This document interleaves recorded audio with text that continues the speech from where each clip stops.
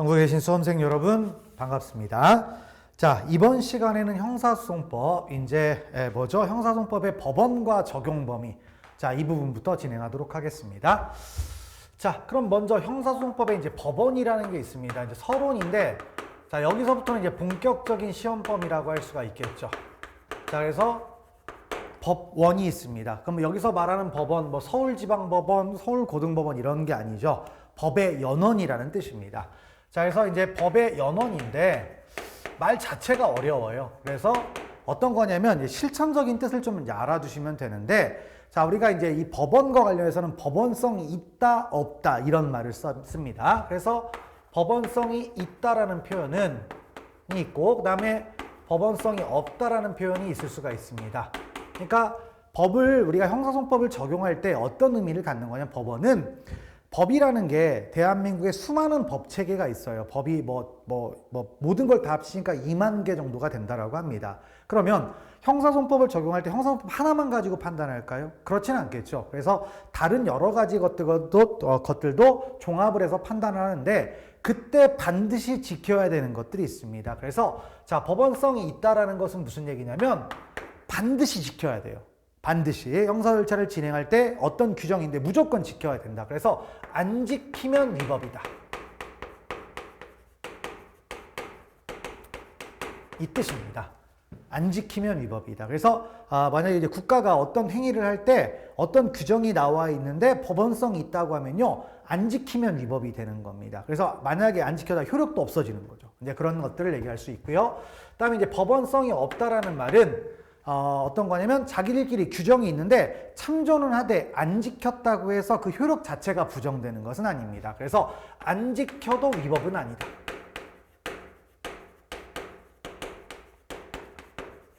이런 식으로 좀 접근을 해서 기억을 해두시면 조금 더 편할 수가 있습니다. 그래서 법원성이 있다 없다 이런 걸 놓고 보시면 되는데요. 자, 그러면 이제 어떤 것들이 우리 형사 절차를 진행함에 있어서 반드시 지켜야 되는 것들이냐? 그럼 먼저 법의 체계를 좀 이제 알아둘 필요가 있어요. 그래서 우리 형사 절차는 크게 보면은 이제 이렇게 법은 피라미드죠. 세상은 원래 피라미드잖아요.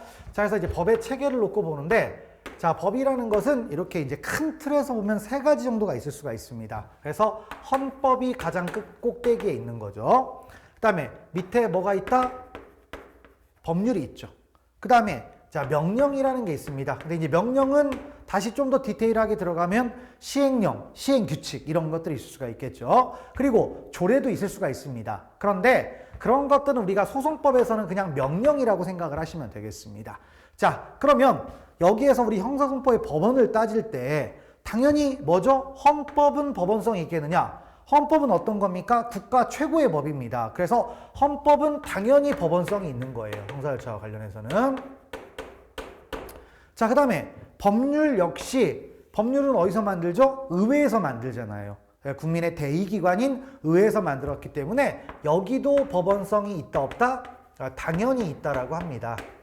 있다라고 해요. 자, 그런데 이제 문제는 명령입니다. 명령에 대해서 법원성을 인정하겠느냐? 이걸 따지는데, 자, 우리가 이제 민사 절차나 행정 절차 이런 데에서는 명령도 법원성을 인정받아요. 그런데 우리 형사소송법은 전 시간에 얘기를 했었죠. 형사 절차 법정주의라는 게 있다라고 했습니다. 그래서 오직 뭘로만 만들 수 있다? 법률로만. 그렇기 때문에 자, 명령은요, 원칙은 어떻게 되느냐? 자, 법원성이 있다 없다? 법원성이 없습니다. 법원성이 없어요. 그러면 그런 대표적인 것들이 뭐가 있느냐? 자, 대통령령.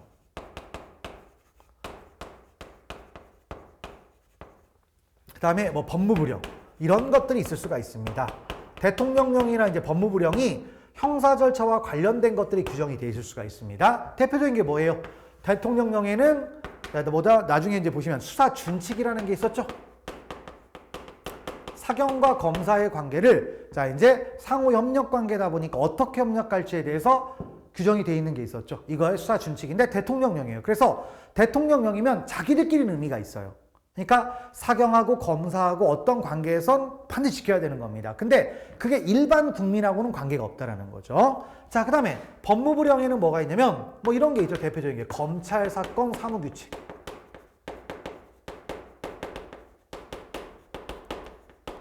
이런 게 있을 수가 있겠죠. 자, 이런 것들은 법원성이 있다 없다? 없게 되는 겁니다.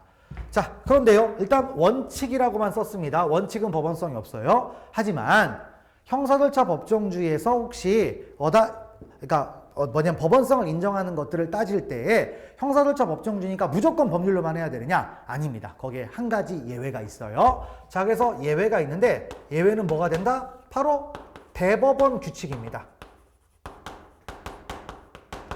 대법원 규칙이 있어요. 자, 대법원 규칙은 이제 어떤 거냐면 우리 헌법 108조에 가보게 되면 대법원은 법률에 저촉되지 아니하는 범위 내에서 소송 절차에 관한 규칙을 제정할 수가 있다. 이렇게 규정이 되어 있습니다. 그래서 대법원 규칙이라는 게 만들어지죠. 자, 그러면 헌법의 위임을 받아서 만든 거니까 당연히 헌법하고 똑같은 거죠. 그러니까 어떻게 됩니까? 법원성을 인정받을 수 있다 없다? 있죠. 그래서 요거는 법원성이 있게 됩니다. 그래서 대법원 규칙은 형사절차 법정주의의 유일한 예외가 되는 거죠.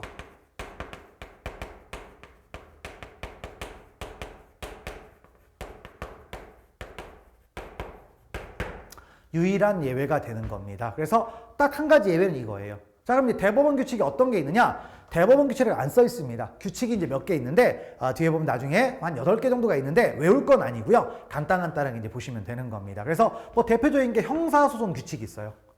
형사소송 규칙. 그래서 여기다 써놓을까요? 형사소송 규칙.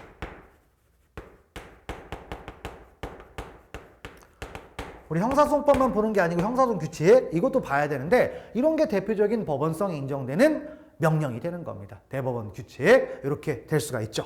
자, 근데 대법원 규칙은 법원성을 인정을 받는데 요거하고 한 끗발 차이가 나지만 법원성이 인정되지 않는 게 있습니다. 바로 뭐가 있다? 대법원 예규라는 게 있죠. 대법원 예규. 이건 이제 재판 예규예요. 그래서 법관들끼리는 애지중지합니다. 애지중지하지만 이건 자기들끼리 법관들끼리만 의미가 있는 거죠. 그래서 대법원 예규는 당연히 법원성이 있다 없다? 없게 되는 겁니다. 그래서 이제 이렇게 바로 이제 형사절차보다 법원성과 관련돼서 이런 내용들이 등장을 합니다. 자, 그럼 일단 틀은 이렇게 되는데요. 여기에서 이제 응용 버전이 2가지 정도가 논의가 됩니다. 바로 법률은 법원성이 있다라고 했어요. 자, 법률은 어디서 만듭니까? 국회에서 만들어요. 그죠? 그래서 이렇게 만드니까 법원성을 인정받는데, 자, 이제 법률이라는 건 어찌 보면 어떤 사회의 약속이잖아요. 그런데 약속이라는 게 사회에서 하면 이제 법률이 되는 거지만 국가끼리 약속할 수도 있어요. 그래서 이제 여기에 응용 버전으로 뭐가 등장한다? 조약이라는 게 등장합니다. 조약. 그래서 그럼 이 조약은 어떻게 될 것이냐? 그랬더니 헌법에 가보면요. 자, 조약을 체결했잖아요. 국내법과 동일한 효력이 있다라고 돼 있어요. 그래서 이걸 어떻게 취급할 것이냐? 국내법이라고 하면 그게 법률이냐? 아니면 명령이냐? 이런 걸 따지는 거죠. 자, 그래서 조약은요. 자, 이제 성격을 따져보니까 2가지 정도의 조약이 있을 수가 있습니다. 그래서 자, 국회의 동의를 받은 조약이 있습니다.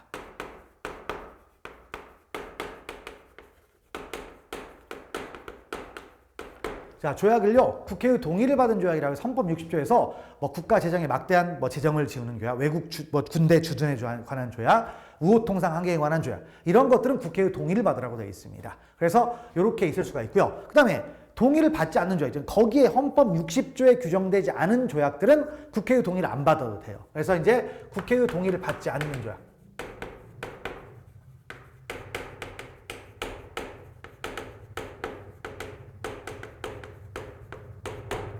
이렇게 이제 조약에 대해서 나올 수가 있는데, 자, 그러면 국회의 동의를 받은 조약은 어떤 거냐면 대표적인 예가 한미 FTA 있죠. FTA 있고, 그 다음에 또 뭐가 있냐면 또 대표적인 예가 범죄인 인도 조약 같은 게 있어요.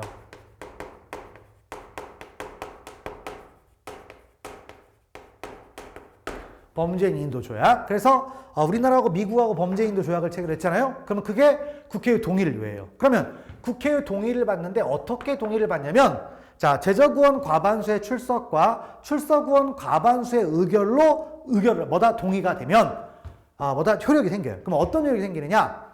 자, 제적의원 과반수의 출석과 출석의원 과반수의 의결이 되는 건 법률안을 통과시키는 것과 똑같습니다. 그러면 이건 무슨 효력이 생긴다? 법률의 효력이 생겨요. 법률의 효력이 생깁니다. 자, 그러면 법률의 효력이 생기는데 여기에 형사 절차와 관련된 내용이 만약에 있다. 그럼 어떻게 됩니까? 법원성 인정되는 거죠. 법률이니까. 법원성을 인정받는 거죠. 그래서 이렇게 등장할 수가 있어요. 그러면 국회의 동의를 요하지 않는 조약, 즉 국회의 동의를 받을 필요가 없는 조약 있죠? 이건 장관들이 나가서 체결합니다. 그럼 장관은 뭘 할 수가 있어요? 명령을 발할 수가 있는 거죠. 그래서 이거는 무슨 효력이 있다? 명령의 효력이 생기는 거예요. 그럼 명령은 형사절차 법정주의에 따라서 법원성이 있겠습니까? 없겠습니까? 없게 되는 거죠. 그래서 이런 부분들을 이제 볼 수가 있겠고요. 자, 그 다음에 이제 조약. 응용 버전 첫 번째가 이제 조약이 되겠고요. 자, 두 번째 응용 버전은 뭐냐? 판례입니다.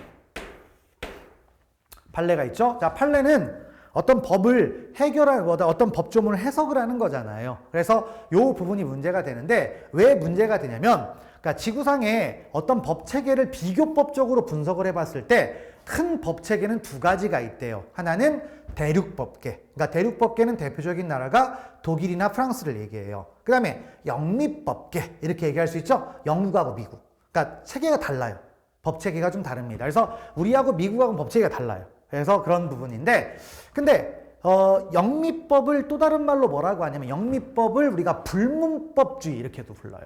그리고 대륙법을 성문법주의 이렇게 부릅니다. 즉 영국, 대표적인 나라가 영국이 이제 불문법주의 국가인데 불문법은 성문의 법전이 없대요. 그러면 그 나라는 법이 없다라는 뜻이 될 수가 있겠죠, 형식적으로는. 그럼 사회가 안 돌아갑니다. 근데 그렇진 않아요. 영국은 법이 없다고 하지만 나름대로 체계를 잡고 질서를 유지하면서 국가가 잘 돌아가고 있습니다. 그러면 돌아가고 있다는 얘기는 뭘 의미해요? 또 다른 규범이 있겠죠. 그래서 이제 이제 불문법주의 국가에서는요, 법원성이 인정되는 게 우리는 성문법이 있지만 그 나라는 그게 없고 판례가 법원성이 인정이 됩니다. 그래서 판례의 법원성, 이걸 따지는 거죠. 자, 그런데 우리나라는 영국에서 법을 수입하지 않았어요. 어디에 수입했다? 독일에서 수입이 된 거죠. 일본에 수입이 된 거죠. 그러다 보니까 대륙법계를 취합니다. 근데 대륙법계는 성문법이 있다 보니까 판례의 법원성을 부정합니다. 판례의 법원성을 부정해요. 자, 그럼 이제 우리나라도 그대로 가야 되는데, 근데 우리나라에서는 판례를 내는 국가기관이 몇 개가 있습니까? 두 개가 있죠. 그래서 뭐가 있다? 대법원도 있고요. 대법원 판례가 있죠. 자, 그 다음에 헌법재판소도 판례를 낼 수가 있습니다. 헌법재판소도 판례를 낼 수가 있어요. 자, 그래서 대법원 판례가 있는데 우리가 일반적으로 판례 얘기하면 대법원 판례를 얘기합니다. 그러면 우리나라는 무슨 게? 대륙법계, 성문법계를 얘기하죠. 자, 성문법의 특징은 뭐다? 판례의 법원성을 인정하지 않습니다. 그렇기 때문에 대법원 판례는 법원성이 있다 없다? 없게 되는 겁니다. 없게 돼요. 자, 그런데 이제 헌법재판소는 이제 판례가 나오는데 헌법재판소 판례 중에서 모든 판례를 말하는 건 아니고요. 헌법재판소 판례 중에 이런 게 있죠. 어떤 판례가 나올 때 이게 뭡니까? 어떤 법이 헌법에 위반된다. 이렇게 나오잖아요. 위헌결정. 그 다음에 위헌결정과 비슷한 뭐가 있어요? 헌법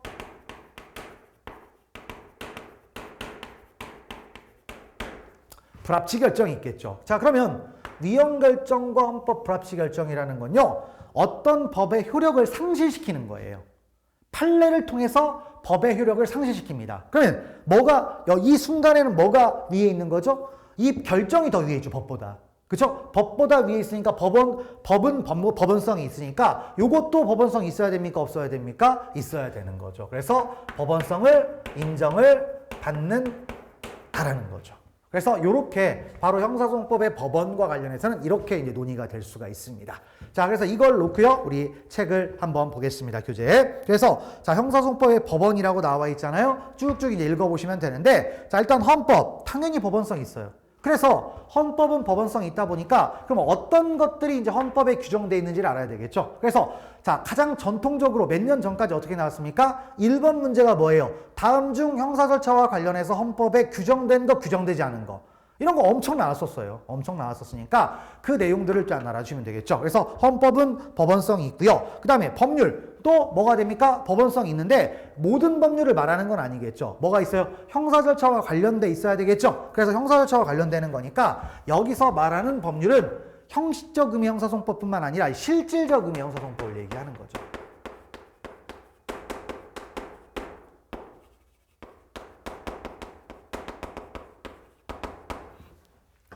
자, 실질적 의미의 형사소송법 같은 경우에는 법원성을 인정받는다 안 받는다? 받게 되는 겁니다. 그래서 자, 법률 있죠? 쭉쭉 읽어보시면 됩니다. 자, 그 다음에 대법원 규칙. 바로 형사절차 법정주의 뭐다? 유일한 예외가 된다라고 했습니다. 그래서 쭉쭉 읽어보시고요. 그런데 동그라미 2번 가보면 비교해야 될 게 뭐다? 대법원 예규가 있습니다. 재판 예규예요. 이런 것들은 법원성이 인정된다 안 된다? 안 되는 거죠. 그래서 자, 읽어보시면 대법원 예규는 법원 내의 단순한 사무처리 준칙에 불과하므로 법원이 인정되지 않는다. 됐고, 그다음에 이제 대통령령하고 법무부령 있습니다. 일반적인 명령은 이걸 얘기하는 거예요. 법원성 있다 없다? 없게 되는 거죠. 자, 그래서 쭉쭉 읽어보시면 되겠죠. 넘어가시면 되겠습니다. 자, 그다음 이제 판례, 그다음에 조약 이게 나오죠. 자, 판례는 어떻게 돼요? 대법원 판례는 법원성 있다 없다? 없죠. 하지만 헌법재판소 판례 모든 게 법원성 인정되는 게 아니에요. 그 중에 뭐다? 위헌이나 헌법 불합치 결정은 법원성을 인정받는다는 얘기죠. 자, 그 다음에 조약은 뭐가 됩니까? 국회의 동의를 받았냐 안 받았냐를 따지는 거죠. 그래서 자, 판례 있죠? 읽어보시면 대법원 판례는 당해 사건의 하급심을 기속할 뿐 형사소송법의 법원이 되지 못한다. 됐고, 헌법재판소의 위헌 결정과 헌법 불합치 결정은 법원이 된다. 그 다음에 조약 있죠? 자, 국회의 동의를 얻은 조약은 법률이니까 법원성을 인정받아요. 그래서 대표적인 게 뭐다? 범죄인도 조약. 그 다음에 또 뭐가 있어요? 대표적인 거 뭐 있습니까? 소파. 있죠? 한미 행정협정 이런 것들 얘기할 수가 있습니다. 자, 그 다음에 국회의 동의를 얻지 못한 조약은 명령급이죠. 명령이니까 원칙적으로 법원성을 인정받지 못하는 겁니다. 자, 그래서 밑에 형사소송법의 법원이 되는 헌법 규정해가지고 있죠? 이런 게 있습니다. 그래서 거기에 25가지가 헌법에 나와 있네요. 이거 되게 많네. 그럼 이걸 어떻게 외웁니까? 외우지 않습니다. 외우지 않고요. 평소에 많이 읽어보는 게 중요합니다. 그래서 자, 이제 최근 뭐 몇 년 동안 나왔던 기출문제 한 5개년만 풀어보면요. 다 해결돼요. 다 해결되니까 알아주는데, 그래서 이제 몇 가지 예가 있습니다. 일단 여기는 여러분들이 기억할 게 헌법에 규정된 것보다는 오답으로 나오는 것들을 좀 알아둘 필요가 있어요. 그래서 자, 가장 논의가 되는 게 뭐냐? 대표적인 게 자, 위법, 수집, 증거, 배제 법칙이 있어요. 자, 우리가 소위 위수증이라고 부르죠. 자, 그래서 위법, 수집, 증거, 배제 법칙은요, 이게 적법 절차에 근거를 뒀다라고 합니다. 그런데 우리 헌법 어디를 봐도 위법, 수집, 증거, 배제 법칙 있다 없다? 없어요. 그래서 이제 헌법에 규정되지 않은 거.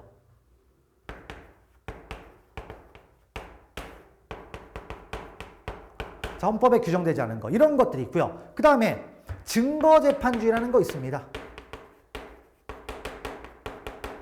증거재판주의. 자, 증거재판. 그러니까 일단 위법, 수입, 증거, 배제 법칙 우리 형사소송법 308조의 2에 있고요. 그 다음에 증거재판주의는 307조 1항에 있어요. 그래서 자, 사실의 인정은 증거에 의해야 된다. 근데 뭔가 큰 대원칙이다 보니까 헌법에 있는 거 아니야? 이런 생각을 할 수가 있어요. 그 다음에 또 뭐가 있습니까? 전문법칙. 전문법칙은 뭐예요? 전문 증거는 증거 능력이 있다 없다? 없게 되는 거죠. 그래서 뭐냐면 형사소송법 310조의 2에 규정되어 있습니다. 이런 거 등등등. 물론 더 있어요. 뭐 적부심, 일단 적부심은 헌법에 있군요. 자, 뭐다? 구속전 피의자 신문. 이런 것들. 아니면 보석. 이런 것들 있죠? 이런 것들은 헌법에 없습니다. 근데 이제 이런 오답들을 여러분들이 체크를 하시는 게 중요하다라는 겁니다. 그래서 거기에 보면은 쭉 나와 있죠? 그래서 맨 마지막에 가보면 자, 헌법에 명문 규정이 없는 예에서 보석, 뭐 있죠? 간이공판 절차, 증거재판주의, 전문법칙, 그 다음에 피의자의 무죄추정권, 피고인의 무죄추정권이 있습니다. 피의자가 규정이 안 돼 있을 뿐이죠. 자, 그 다음에 피의자의 국선변론 선임권, 피고인은 국선변론 선임이 됩니다. 근데 피의자는 전반적으로 규정이 없다라는 거죠. 탄핵 증거, 위수중 이런 것들이 있다라는 거죠. 자, 됐고요. 그다음에 다음 페이지에 가 보니까 바로 뭐예요? 대법원 규칙은 법원성 있다라고 했잖아요. 거기에 해당하는 것들. 그래서 8가지가 있어요. 역시 이것도 외울 건 아닙니다. 쭉쭉 읽으시면 되겠어요. 형사소송 규칙, 국민의 형사재판 참여에 관한 규칙, 법정 좌석에 관한 규칙, 법정 방청 및 촬영 등에 관한 규칙, 그 다음에 소년 심판 규칙, 형사소송 비용 등에 관한 규칙, 소송 촉진 등에 관한 특례 규칙, 그 다음에 법정 질서 유지를 위한 재판에 관한 규칙 해가지고 이런 게 있어요. 근데 큰 틀로 기억을 하시면 되겠어요. 아직까지 대법원 규칙 자체가 시험에 문제에 나오거나 그런 건 없으니까 큰 틀을 좀 기억을 해두시면 좋을 것 같습니다. 자, 그래서 일단 형사소송법의 법원과 관련된 얘기들을 쭉 봤습니다. 자, 이제 넘어가시면 되겠죠. 자, 그래서 법원에 관한 이야기를 보셨고요. 자, 그 다음에 두 번째로는 형사소송법의 뭐다? 적용범위라는 게 있죠. 적용범위. 그러면 이제 여러분들 이 부분은 이 적용범위는 형법하고 좀 겹쳐요. 형법하고 좀 겹치는 부분이니까 양쪽에서 같이 복습을 한다라고 생각을 하시면 되겠습니다. 자, 그래서 형사소송법의 적용 범위 들어가 보도록 하죠.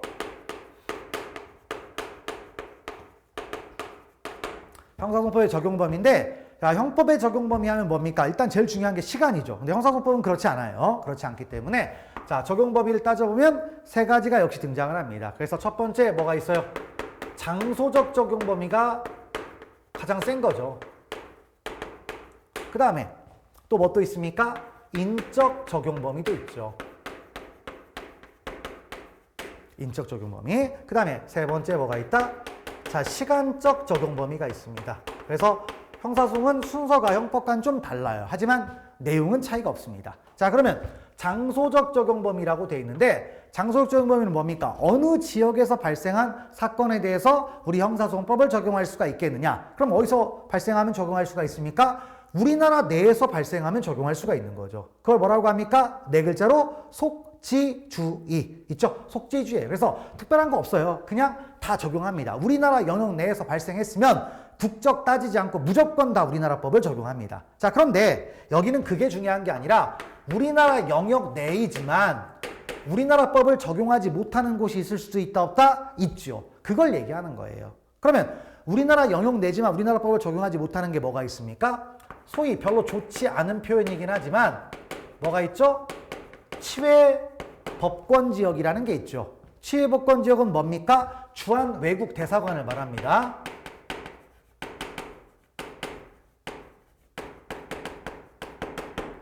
주한 외국 대사관. 그래서 주한 외국 뭐죠? 대사관을 얘기합니다. 영사관 아닙니다.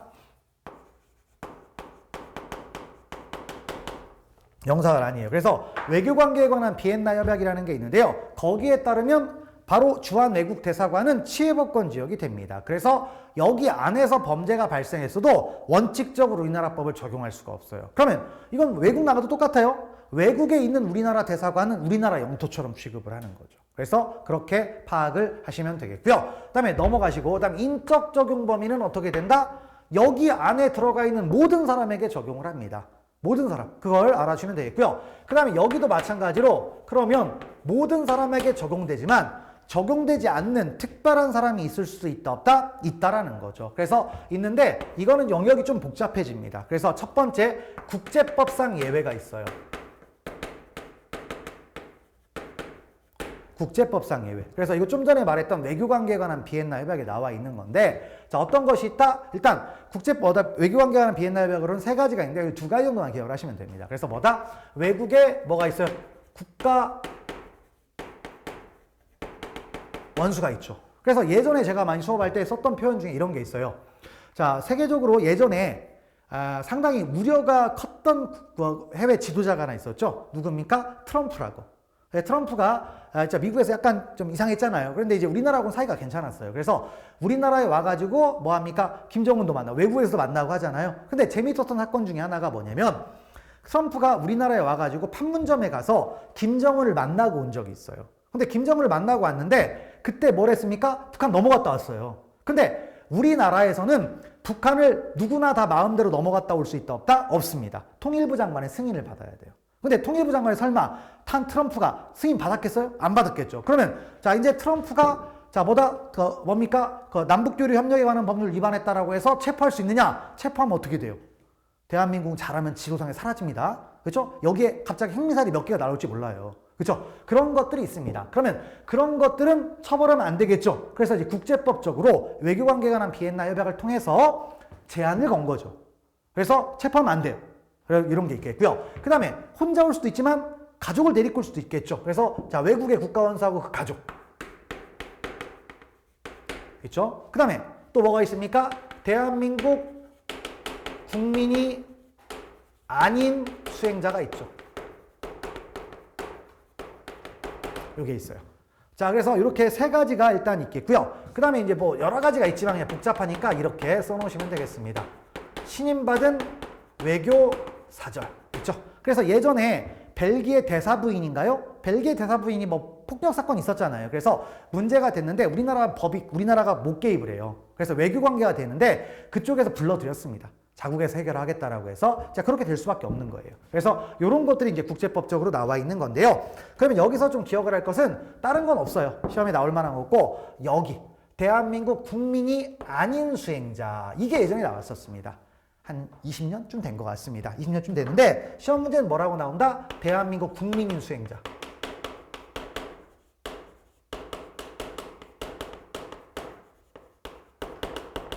그러니까 만약에 수행을 하는데 수행하는 사람이 우리나라 사람입니다. 우리나라법 적용해요. 이렇게 이제 있다라는 겁니다. 자, 그래서 국제법상 예외는 이 정도쯤 보시면 될 것 같고요. 그다음에 이제 국내법상 예외가 있습니다. 자, 국내법상 예외는 자, 우리나라에는 두 가지의 신분자들이 있죠. 그래서 첫 번째 누가 있습니까? 대통령이 있죠. 자, 이거 한 번도 안 나오다가 올해 시험에 나왔죠. 2024년도 경찰 승진 시험에 나왔는데 대통령에게는 뭐가 있어요?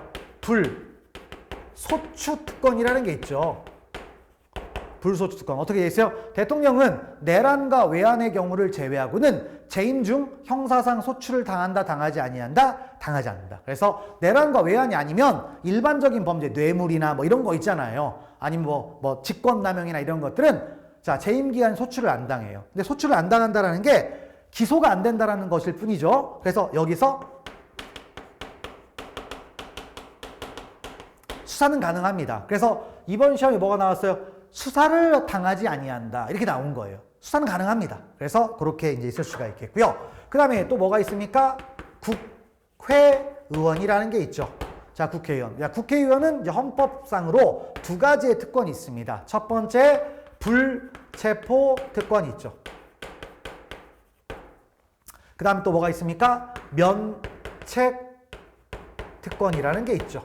그래서 자, 불체포 특권은 어떻게 되어 있습니까? 자, 국회의원은 회기 중에는 현행범인인 경우를 제외하고는 회기 중에는 국회의 동의 없이 체포 또는 구금당하지 아니한다. 이렇게 돼 있죠. 그래서 현행범이면요, 회기고 뭐고 동의고 뭐고 다 필요 없어요. 그냥 잡아들일 수가 있는데, 자, 이제 현행범이 만약에 아니라고 하고 회기 중이라는 게 전제가 되면 뭐가 필요하다? 국회의 동의가 필요한 거죠. 그래서 자, 이제 보통 그렇게 이런 국회의원에서 만약에 체포를 하려고 합니다. 어떻게 하죠? 체포 동의안. 이게 나오잖아요. 그래서 그런 게 있습니다. 그래서 여기까지 조문들을 좀 기억을 하시면 되겠고요. 그다음에 이제 면책 특권이 판례가 있고 시험에 좀 많이 나옵니다. 자, 면책 특권은 어떻게 된다? 자, 국회의원은 국회에서 직무상 행한 발언과 표결이 있어요. 국회에서 직무상 행한 발언과 표결이 있으면 이거 어떻게 된다? 국회 외에서 책임을 지지 아니한다. 이렇게 되어 있습니다. 자, 이게 이제 헌법에 나와 있는 건데요. 이게 이제 형사소송법으로 들어오니까 어떻게 되느냐? 자, 그러면 여기에서 자, 국회 외에서 책임을 지지 않는다. 그럼 뭐겠습니까? 기소하면 안 된다라는 거예요. 자, 그런데 검사가 기소를 해버렸네요. 그럼 법원은 아예 재판을 안 합니다. 재판을 안 하면서 자, 재판을 무효화시키는데 이것도 나중에 나올 거니까 그냥 간단하게 기억을 하시면 되는데 뭐 한다? 공소기각 판결을 합니다. 근데 공소기각 판결하는 이유가 자, 공소제기 절차가 법률의 규정에 위반하여 무효인 때에 해당한다 라고 해서 무효이기 때문에 공소기각 판결합니다. 무효. 자, 그러면 일단 면책특권의 범위에 해당하면 기소하면 이렇게 재판을 해요. 근데 문제는 면책특권의 범위가 있는데 조문상으로는 어떻게 돼 있어요? 국회에서 행한 직무상 발언과 표결 이렇게 돼 있잖아요. 그러면 여기에 국한하느냐? 면책특권의 범위는 여기에 국한한다, 국한하지 않는다? 국한하지 않습니다. 조금 넓혀줄 필요가 있어요. 그래서 어떻게 된다? 통상적으로 행해야지는 부수행위도 포함을 한대요.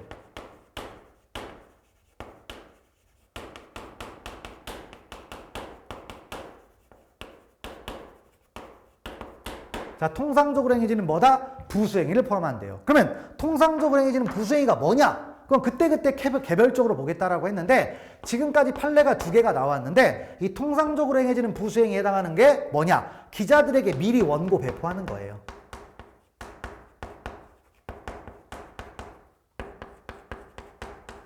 자, 국회의원이 국회 내에서 뭔가를 하려고 하는데 기자들한테 원고 한 20-30분 전에 미리 주는 거. 그럼 그건 뭡니까? 국회 회의장 밖에서 주는 거잖아요. 그러면 이런 것들 했을 때 검사가 이 부분을 기소하는 거예요, 사실은. 그러면 이 부분도 면책특권에 해당한다. 그래서 법원은 무슨 재판을 한다? 공소기각 판결. 무효입니다. 재판권 아니에요. 재판권이 없다가 아니라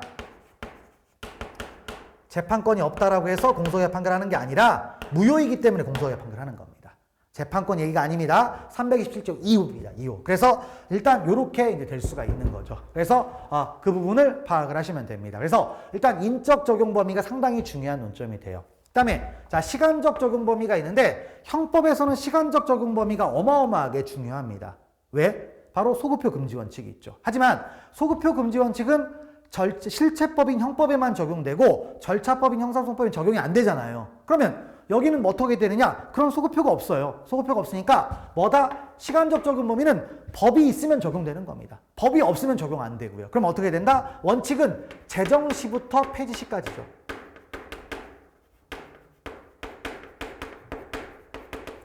그러니까 법이 만들어졌으면 적용을 해요. 일단 폐지될 때까지 적용하는 겁니다. 이렇게 이제 됩니다. 이 부분이 있고, 근데 이제 여기서 이제 판례가 하나가 나온 게 있는데 어떤 거냐면 법이 바뀌었어요. 그러니까 어떤 소송행위를 하고 있는데 법이 바뀌었습니다. 그러면 법이 바뀌다 보니까 기존에 했던 소송행위가 무효가 되느냐 이걸 따진 거죠. 그랬더니 무효는 아니다. 그대로 놔두면 된다. 그러면 그리고 또 뭐가 되면 법이 개정된 이후부터는 신법을 적용하면 된다 이거예요. 그래서 이제 그런 취지의 판례가 하나 있는데 그 판례 하나만 잘 기억하시면 되겠어요. 그래서 일단 틀을 잡고 가시는 건데 이렇게 한번 정리를 하시면 되겠죠. 자, 그러면 이제 그렇게 놓고 우리 책을 보겠습니다.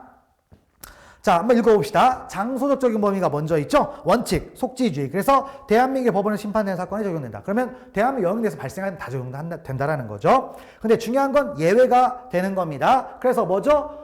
취해법권 지역, 주한외국대사관 있죠? 여기를 얘기합니다. 그래서 자, 뭐다? 주한외국대사관 등 취해법권 지역은 적용이 된다. 근데 기억할 것은 취해법권 지역은 어디입니까? 대사관일 뿐이에요. 영사관은 뭐가 된다? 취해법권 지역이 아닙니다. 그래서 형법에서 자, 뭐죠? 중국 북경에 있는 대한민국 영사관이 있어요. 그러면 영사관은 중국 영토입니다. 우리나라 법 적용 안 해요. 그런 것들을 기억을 하시면 되겠죠. 대사관만 되는 겁니다. 자, 그 다음에 시간적 적용 범위 있죠? 공소제기시 기준으로 시행시부터 폐지시까지. 자, 그리고 예외 있죠? 공소시효인데 그냥 읽어보시면 되겠고. 자, 그 다음에 인적 적용 범위에서 원칙은 뭡니까? 영역 내에 있는 모든 사람들 적용하는데 예외가 중요합니다. 그래서 국제법, 국내법 있죠? 자, 먼저 우리 책은 국내법이 먼저 나와 있죠? 대통령에게는 뭐가 있다? 불소추특권. 헌법 조문 한번 읽으시면 됩니다. 자, 뭐라고 돼 있어요? 대통령은 내란 또는 외환죄를 제외하고는 재직 중 소추당한다, 소추당하지 않는다, 소추당하지 않는다. 근데 기소가 안 된다는 뜻입니다. 뭐는 가능하다? 수사는 가능한 거예요. 수사는 가능하다. 자, 됐고 국회의원 있죠? 자, 두 가지 내용이 있습니다. 국회의원은 국회에서 직무상 행한 발언과 표결에 관하여 국회 외에서의 책임을 지지 아니한다. 뭡니까? 면책특권이죠. 그 다음에 또 뭐가 있어요? 자, 현행 범위를 제외하고는 회기 중 국회의 동의 없이 체포 또는 구금되지 않는다. 뭡니까? 불체포특권. 있었죠? 자, 그런 것들을 보시고요. 가시면 됩니다. 그리고 이제 국제법상 예외해가지고, 자, 뭐죠? 외국의 원수, 그 가족, 그 다음에, 자, 뭐다? 대한민국 국민이 아닌 수행자. 국민이면 안 돼요. 국민이면 적용되는 겁니다.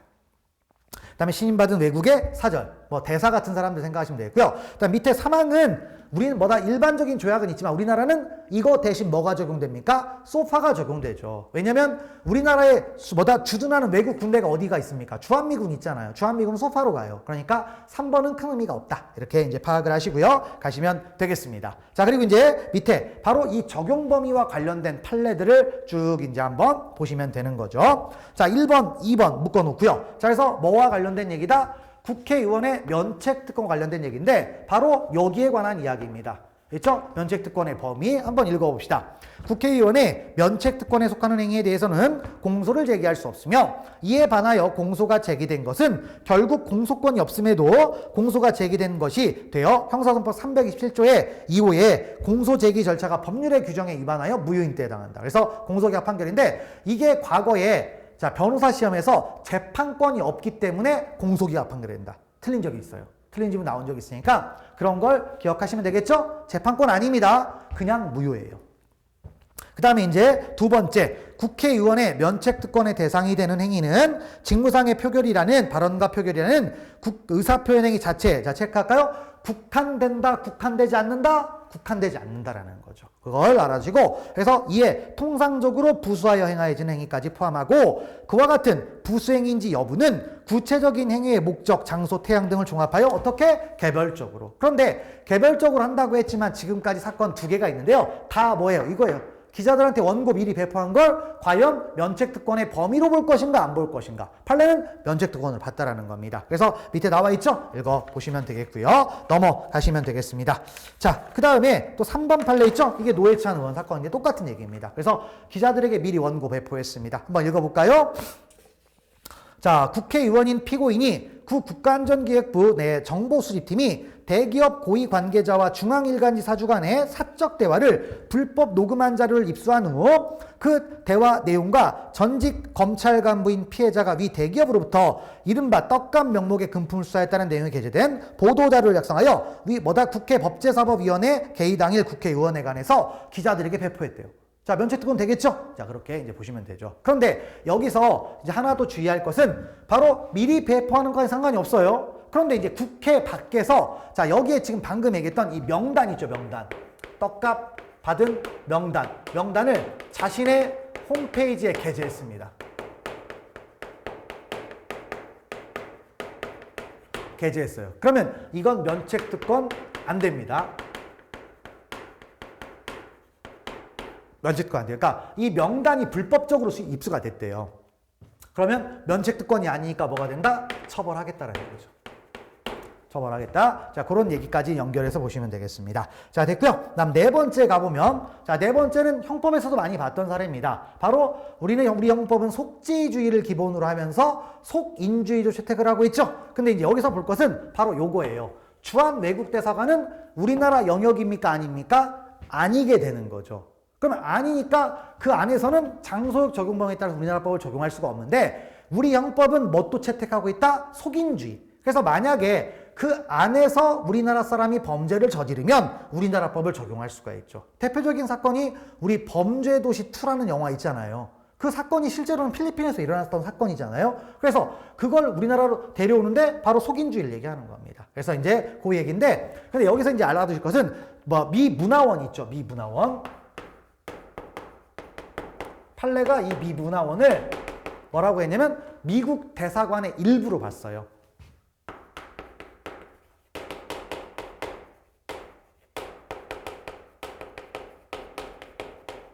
일부가 되니까 여기가 뭐가 돼요? 치해법권 지역이 되겠죠. 그래서 치해법권 지역이 되기 때문에 속지주의에 따른 처벌할 수 없지만 속인주의로 처벌하겠다라는 겁니다. 왜냐면 우리나라 사람들이 들어가서 범죄를 저질렀거든요. 농성한 겁니다. 자, 그래서 4번 보시면 대한민국 내에 있는 미국 문화원이 비록 치해법권 지역이긴 하나 그곳에서 죄를 범한 대한민국 국민에 대하여 속인주의에 입각해서 우리나라의 재판권도 당연히 미친다. 자, 그런 얘기들을 알아두시면 되겠죠. 자, 그 다음에 5번하고 6번도 좀 묶어놓고 보시면 되겠습니다. 자, 5번과 6번은 뭐냐?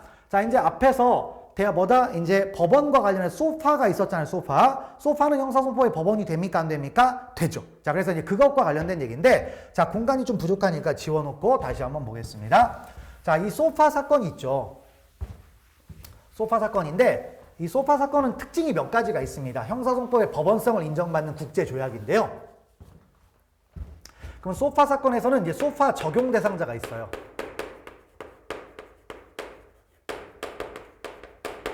소파 사건 있죠. 그러면 소파 사건에 대해서 소파 사건이 되면 어떤 일이 벌어지냐면, 만약에 이 사람을 구금하고 있을 수 있잖아요. 근데 구금할 때 우리가 구속 같은 걸 하잖아요. 근데 원래 우리나라 사건이면 우리나라 구치소에서 구금을 하면 됩니다. 그런데 소파 사건이라고 만약에 하게 되면요, 미군이 구금을 합니다.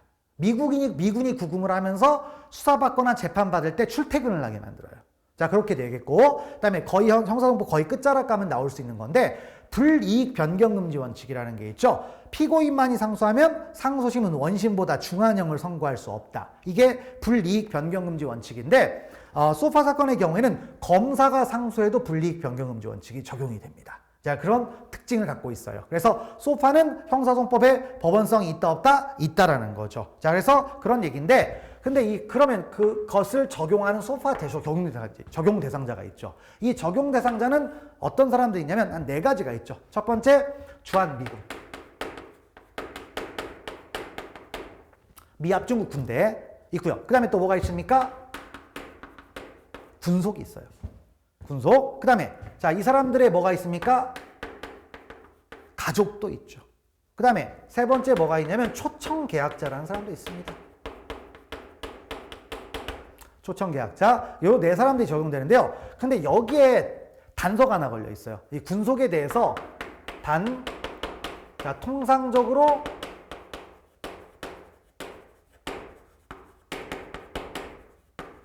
자, 대한민국에 거주하는 자는 제외가 됩니다.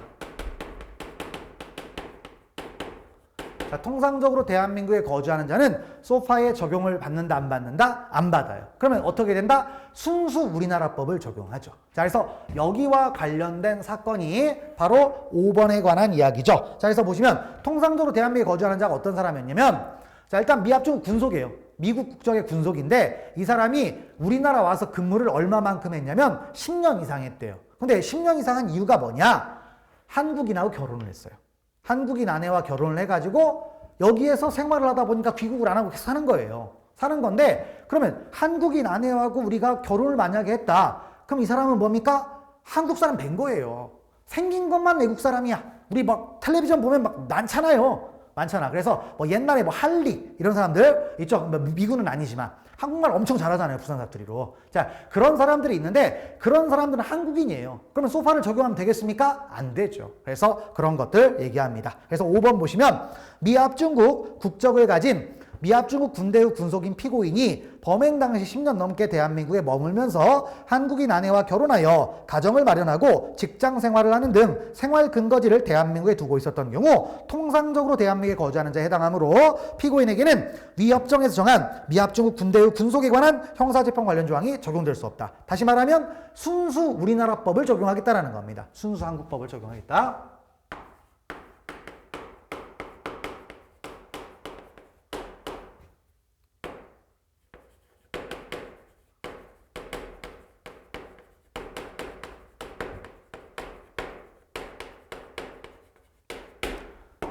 자, 한국법을 전면적으로 적용하겠다 이런 뜻이기도 합니다. 그래서 5번 잘 보시고요. 일단 6번은 뭐 시험에 이렇게 나온 건 아닌데 그냥 가볍게 읽으시면 되겠어요. 자, 그래서 한미 방위 조약에 의한 쭉 해가지고 뭡니까? 아메리카 합중국 군대 군속원 구성원 군속 또는 그들의 가족을 대한민국 당국이 소추하는 어떠한 경우에도 검찰 측에서 유죄가 아니거나 무죄 석방의 판결에 대하여 상소하지 못하나. 자, 뭐다? 어떤 얘기예요? 아까 검사가 상소해도 불이익변경금지 원칙이 적용된다고 했죠? 그러면 뭘 얘기하냐면 1심에서 만약에 어떤 식으로든 무죄, 면소, 공소기각 이런 게 나오잖아요? 그럼 끝난 거예요. 끝나니까 검사가 상소를 못한다는 얘기입니다. 그 취지예요. 자, 그래서 상소하지 못하나 다만 법령의 착오를 이유로 하는 경우에는 그러하지 않는다. 그러니까 만약에 재판을 하는데 법령의 착오 때문에 무죄나 면소 이런 재판을 했다. 그럼 예외적으로 검사가 상소할 수 있다. 이런 취지의 판례죠. 이런 취지의 조문인데 근데 거기에 대해서 여기서 말하는 법령의 착오람은 법률 위반의 경우를 광범위하게 포함하는 것이라고 할 수 없고 체증법칙 위반 또는 심리 미진 등의 위법과 같이 사실 오인으로 귀착되는 경우나 그러한 사실 오인으로 인하여 결과적으로 법령의 위반 해석이 적용이 잘못된 경우와 같은 이런 것들은 법령의 착오에 해당한다, 해당하지 않는다? 해당하지 않는다라는 거죠. 그러니까 사실의 착오를 가지고 상소를 못한다라는 거니까 1심에서 뭐가 나왔다? 무죄가 나온 거예요. 무죄가 나왔다. 근데 이제 무죄가 나오니까 이거 잘못된 것 같아요. 그래서 상소를 하는데 사실 오인을 가지고 상소를 한 거예요.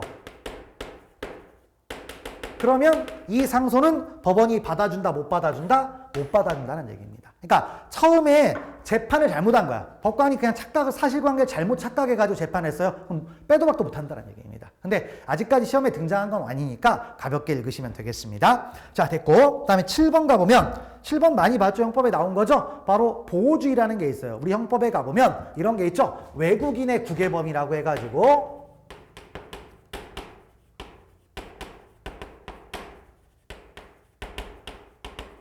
형법 5조에 나와 있죠. 그래서 외국인이 외국에서 이런 죄를 저지르죠. 내란죄, 외환해제, 국기에 관한 죄, 통화에 관한 죄, 유가증권에 관한 죄, 문서에 관한 죄, 인장에 관한 죄 이런 게 있죠. 이런 걸 저지르면 예외적으로 우리나라법을 적용할 수가 있어요. 자, 근데 여기서 말하는 문서는 어떤 거? 공문서만 얘기합니다. 그러니까 사문서는 빠져야 되겠죠. 그 다음에 인장도 뭐다? 공인장만 얘기하니까 사인장은 빼는 거예요. 사인장은 빼는 겁니다. 자, 그래서 이 사문서와 관련된 얘기입니다. 그래서 외국인이 외국에서 위조 사문서를 행사했대요. 캐나다 시민권자가 캐나다에서 위조 사문서를 행사했다. 우리나라 법 적용할 수 있습니까? 없습니까? 없겠죠. 그래서 보시면 자, 캐나다 시민권자인 피고인이 캐나다에서 위조 사문서를 행사했다는 내용이 기재된 사안에서 재판권이 있다 없다? 없다. 형법에서도 배웁니다. 김재현 선생님만 잘 물어보시면 되는 거죠. 자, 그러면 여덟 번째는 뭐예요? 형법 6조 적용 사례예요. 6조. 그래서 5조에 해당하는 것들은 여기인데 5조 이외의 범죄에 대해서 외국인이 우리나라 국민을 대상으로 범죄를 저지르면 우리나라 법을 적용할 수가 있어요. 다시 말하면 피해자가 우리나라 사람이어야 된다는 얘기죠. 근데 사람이 꼭 사람만 얘기하느냐? 아닙니다. 법인도 포함을 해요. 자, 그래서 8번을 가보시면 내국법인의 대표자인 외국인이 내국법인이 외국에 설립한 특수목적법인에 위탁해둔 자금을 정해진 목적과 용도 외에 임으로 사용한 데 따른 횡령죄의 피해자. 그러면 피해자는 법인 돈 빼돌렸잖아요. 그러면 대한민국 내국법인이 피해자가 되는 겁니다.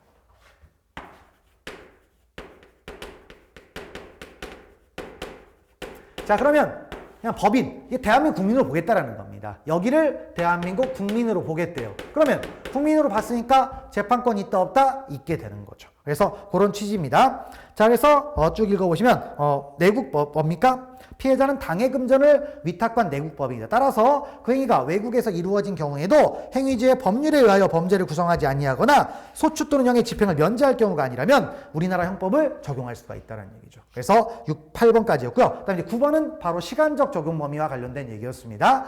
시간적 적용 범위, 그러니까 중간에 재판을 하고 있는데 법이 바뀌었어요. 그러면 바뀌기 전에 국법을 적용한 소송행위는 무효냐? 아니라는 거예요. 유효고, 그 다음에 신법이 이제 만들어졌죠? 그러면 그때부터는 신법을 적용하면 된다. 이런 취지의 얘기입니다. 그래서 읽어보시면 형사소송법 부칙 2조는 형사 절차가 개시된 후 종결되기 전에 형사소송법이 개정된 경우 신법과 국법 중 어느 법을 적용할 것인지에 관하여는 이른바 혼합주의를 채택하여 국법 시행 당시에 진행된 소송의 효력은 그대로 인정하되 신법 시행 후의 소송 절차에 대해서는 신법을 적용한다는 취지에서 규정된 것이다. 따라서 여기서부터 체크하면 돼. 이게 시험 문제가 여기서 나올 수 있는 거죠. 항소심이 신법 시행을 이유로 국법이 정한 바에 따라 적법하게 진행된 제1심의 증거조사 절차 등을 위협하다고 봐 그 효력을 부정하고 다시 절차를 진행하는 건 허용되지 않는다. 대신 신법 시행 이후부터는 신법을 적용하면 되죠. 이것도 이번 시험에 나왔던 걸로 기억을 합니다. 그래서 9번 취지까지를 파악을 하시면 되겠습니다. 자, 그래서 어떻게 됐습니까? 형사소송법의 법원과 적용 범위에 관한 주요 내용들을 이렇게 쭉 봤습니다. 그래서 자, 그렇게 어렵지 않죠. 내용들을 잘 파악을 하시면 되겠습니다. 자, 이렇게 해서 법원과 적용 범위에 관한 강의를 마무리를 짓도록 하겠습니다. 자, 수고하셨습니다.